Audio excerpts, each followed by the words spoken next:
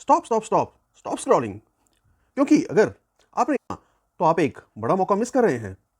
दोस्तों, आज हम करने वाले हैं एक फुल लेंथ मार्केट अपडेट, जिसमें हम बताएंगे कहाँ से रैली आई, कहाँ डेंजर आया और आपको क्या करना चाहिए। So let's deep and drive. नमस्कार दोस्तों, मैं रोहिल, आपका फाइनेंशियल प्लानर और म्यूचुअल फंड डिस्ट्रीब्यूटर, और हमारे चैनल का नाम है finance with Rohail from fund and investment. नाम जरूर याद रखिएगा। आज का वीडियो है थोड़ा लंबा, लेकिन हर एक मिनट में वैल्यू है। तो चलिए बिना टाइम वेस्ट किए शुरू करते हैं आज का मार्केट अपडेट। सबसे पहले बात करें सेंसेक्स की, तो सेंसेक्स आज 84,778 पर क्लोज हुआ। लगभग 566 पॉइंट जो है आज ये ऊपर गया, और अगर परसेंटेज की बात करें तो 0.67% जो है ये आज बेरी हुआ है ऊपर की तरफ। मार्केट मॉर्निंग में ओपन हुई थी 84,297 पर, और आज का जो हाई रिकॉर्ड हुआ है वो 84,932 हुआ है, और डे एंड आते आते ये 84,778 पर जाकर क्लोज हुआ। वहीं पे अगर हम बात करें निफ्टी 50 की, तो निफ्टी 50 भी थोड़ा सा पीछे नहीं रहा है, वो भी जो है आज सेंसेक्स के साथ हाथ से हाथ मिलाकर चला हुआ है, और इसने जो है आज क्लोज किया है 25,966 पर, लगभग 170 पॉइंट ऊपर। और अगर परसेंटेज की बात करें तो 0.66% जो ये आज बेरी किया है, ऊपर गया है। वहीं पे अगर इसकी बात करें तो मॉर्निंग में ओपन हुआ था 25,843 पर, और आज इसने जो है हाई अपना टच किया है, वो 26,000 जो है इसने क्रॉस किया है। 26,005 जो है इसका अपना आज हाईएस्ट रहा है, और डे एंड पर आते आते जो है ये 25,966 पे क्लोज हुआ है। तो आइए बात करते हैं आज के कुछ गेनर्स की और कुछ लूजर्स की। तो गेनर्स की अगर बात करें तो फर्स्ट सॉल्यूशन जो है वो लगभग 8% चेंजेस के साथ 352 पे जो है ये आज ट्रेड किया है।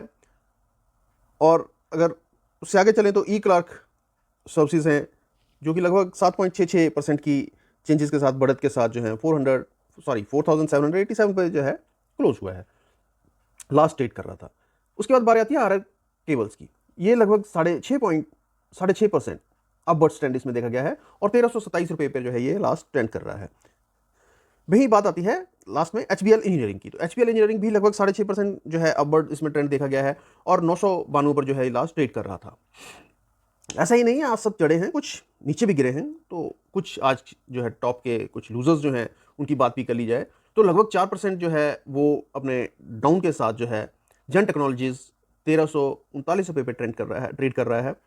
लगभग 3% के साथ 900 रुपये पर एसबीआई कार्ड्स, अप्रॉक्सीमेटली 3% जो है वो डाउनवर्ड ट्रेंड के साथ जो है कोहंस लाइफ लगभग 850 पे जो है ये ट्रेड कर रहा था, और लगभग 2.85% के डाउनफॉल से 1,294 रुपये पर जो है वो कार्ड जो है वो आज ट्रेड कर रहा था। तो ये बात थी टॉप गेनर्स और टॉप लूजर्स की।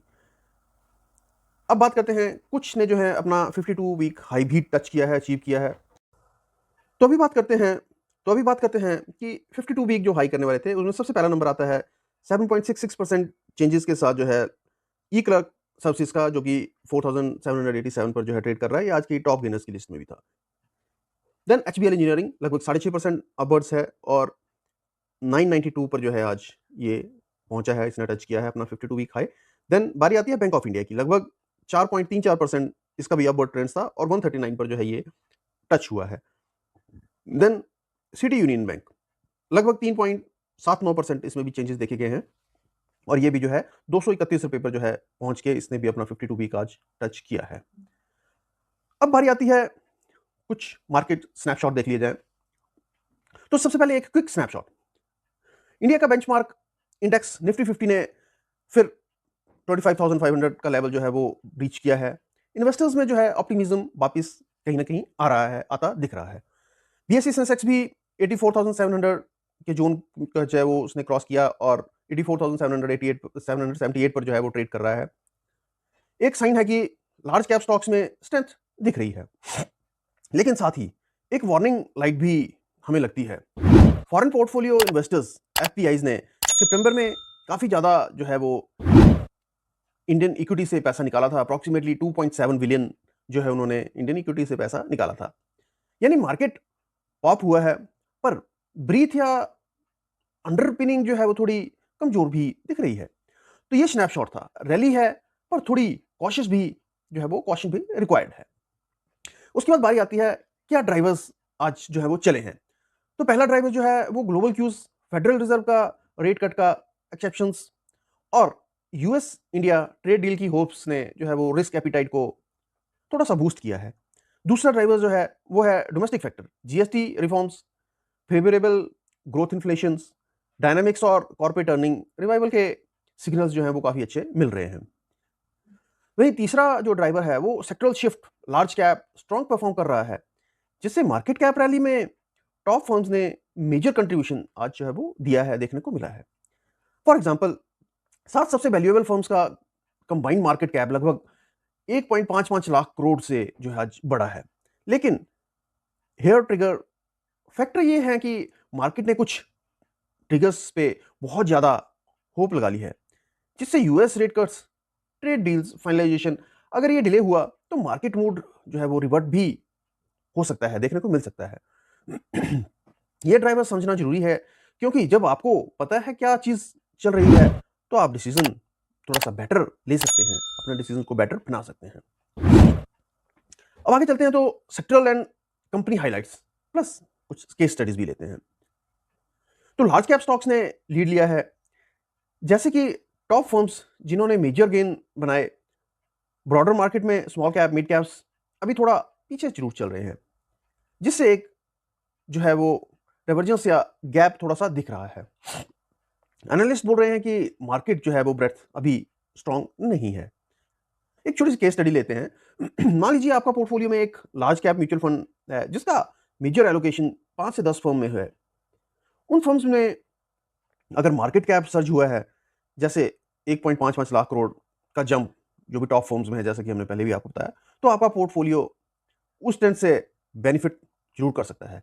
लेकिन अगर आपका पोर्टफोलियो सिर्फ मिड एंड स्मॉल कैप में हैवी है, तो अभी रिस्क थोड़ा सा ज्यादा देखने को मिल रहा है और दिख भी सकता है, क्योंकि ब्रेथ जो है वो थोड़ी वीक नजर आ रही है। एक और एग्जांपल ले लेते हैं। अगर आपने किसी म्यूचुअल फंड में इन्वेस्ट किया है जिसमें स्मॉल कैप एक्सपोजर 30 to 40% है, तो थोड़ी कॉशियस लेना चाहिए, क्योंकि एफपीआईज निकाल रहे हैं और रिस्क सेंटीमेंट जो है वो थोड़ा सेंसिटिव बना हुआ है। तो large cap strength plus selective mid cap और स्मॉल कैप कॉशन, ये आज का थीम भी है, ऐसा बोल सकते हैं। अब implications for you and your portfolio. तो लॉन्ग टर्म इन्वेस्टर्स हो तो आज का रैली एक चांस है अपने पोर्टफोलियो को चेक करने का। लार्ज कैप एक्सपोजर प्रॉपर है, म्यूचुअल फंड का एक्सपेंस रेशो सही है, रिस्क लेवल मैनेजेबल बोल सकते हैं। Short term medium term traders हो तो वॉच आउट, रैली में रिवर्सल के चांसेस बने हुए हैं, स्पेशली अगर एक्सटर्नल ट्रिगर्स डिले हुए। स्टॉप लॉस, बुक प्रॉफिट्स का प्लान बना के जरूर रखना। पोर्टफोलियो रिव्यू टिप, डाइवर्सिफिकेशन कभी मत भूलना। लार्ज कैप स्ट्रॉन्ग बना हुआ है अभी, बट मीडियम स्मॉल कैप में कॉशन है, बैलेंस मेंटेन जरूर करो। एक स्ट्रेटजी आपके लिए, if you have 100% equity exposure, split करो 60% 70% लार्ज कैप, 20-30% मिड कैप। अगर रिस्क टॉलरेबल या टॉलरेट करते हो तो और 10% कैश जो है वो सेफर एसेट्स, ताकि करेक्शन में थोड़ा प्रोटेक्शन मिले। रिमेंबर, मार्केट कोई स्प्रिंट नहीं है, ये मैराथन है। पेशेंस और डिसिप्लिन ही जो है वो हेल्थ क्रिएशन का मेजर कीज उनको बोल सकते हैं। अब बात करते हैं कुछ रिस्क फैक्टर्स की एंड वॉच आउट्स की। तो ट्रिगर रिस्क, अगर यूएस फेड में रेट कट डिले हुआ या यूएस इन्फ्लेशन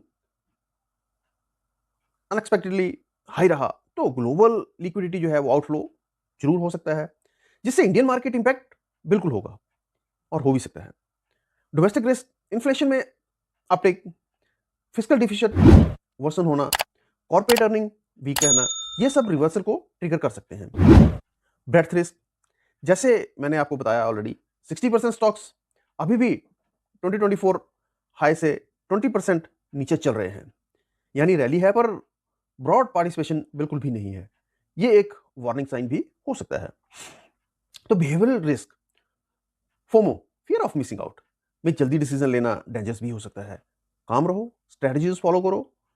रैली का स्प्लैश देखना अच्छा है, लेकिन उसके बाद सुनामी का सेंस भी रखना बहुत इंपॉर्टेंट है। ये चीज आपको ध्यान में रखनी चाहिए। अब थोड़ी सी कुछ न्यूज़ भी ले ली जाए मार्केट से। उससे पहले कुछ एक कॉर्पोरेट एक्शंस की बारी है। तो सीईएससी इंटरिम डिविडेंड 600% अनाउंस किया है, मींस ₹6 पर शेयर, और इसकी जो डेट है वो डेट आप नोट कर लीजिए, 27 अक्टूबर, मतलब आज। PCBL chemicals interim dividend 600% means ₹6 पर share.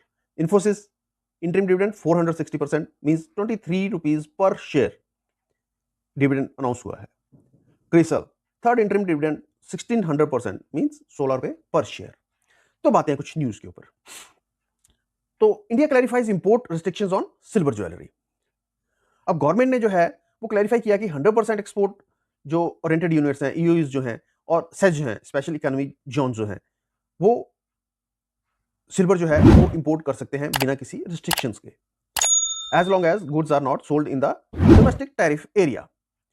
They also exempted imports under advance authorization and duty free import authorization scheme। बहुत बड़ी बात है।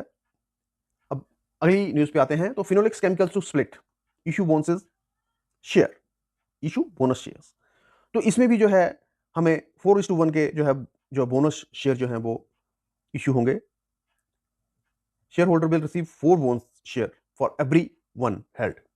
अगर आपके पास 1 शेयर है तो आपको 4 शेयर जो है वो मिलने हैं। इसकी रिकॉर्ड डेट जो है अभी डिक्लेयर होना बाकी है।